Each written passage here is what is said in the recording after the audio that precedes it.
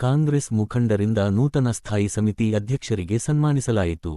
ಕಾಂಗ್ರೆಸ್ ಪಕ್ಷವು ಎಲ್ಲ ವರ್ಗದವರನ್ನು ಒಗ್ಗೂಡಿಸಿ ಅಭಿವೃದ್ಧಿಯತ್ತ ಸಾಗುವ ತತ್ವವನ್ನು ಹೊಂದಿದೆ.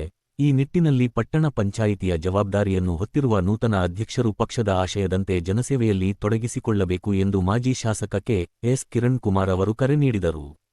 ಹುಳಿಯಾರು ಪಟ್ಟಣ ಪಂಚಾಯಿತಿಯ ನೂತನ ಸ್ಥಾಯಿ ಸಮಿತಿ ಅಧ್ಯಕ್ಷರಾಗಿ ಆಯ್ಕೆಯಾಗಿರುವ ಅಬೂಬಕ್ಕರ್ ಸಿದ್ದಿಕ್ ಅವರಿಗೆ ಮಾಜಿ ಶಾಸಕರು ಹಾಗೂ ಕಾಂಗ್ರೆಸ್ ಮುಖಂಡರ ಸಮ್ಮುಖದಲ್ಲಿ ಆತ್ಮೀಯವಾಗಿ ಸನ್ಮಾನಿಸಲಾಯಿತು. ಈ ಸಂದರ್ಭದಲ್ಲಿ ಮಾತನಾಡಿದ ಬ್ಲಾಕ್ ಕಾಂಗ್ರೆಸ್ ಅಧ್ಯಕ್ಷರುಗಳಾದ ಪಿ. ಟಿ. ಚಿಕ್ಕಣ್ಣ ಹಾಗೂ ಸಿ. ಡಿ.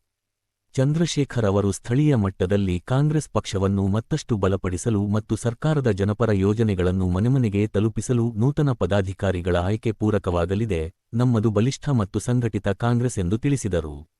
ಸನ್ಮಾನ ಸಮಾರಂಭದಲ್ಲಿ ಬ್ಲಾಕ್ ಕಾಂಗ್ರೆಸ್ ಪ್ರಧಾನ ಕಾರ್ಯದರ್ಶಿ ಹಾಗೂ ನಾಮ ನಿರ್ದೇಶನ ಸದಸ್ಯರಾದ ಸೈಯದ್ ನೂರು ಫಕ್ರುದ್ದೀನ್, ಪಟ್ಟಣ ಪಂಚಾಯತಿ ಸದಸ್ಯರಾದ ಜುಬೇರ್, ಸುರೇಶ್ ಸೇರಿದಂತೆ ಹಲವು ಕಾಂಗ್ರೆಸ್ ಕಾರ್ಯಕರ್ತರು ಭಾಗವಹಿಸಿ ಹರ್ಷ ವ್ಯಕ್ತಪಡಿಸಿದರು.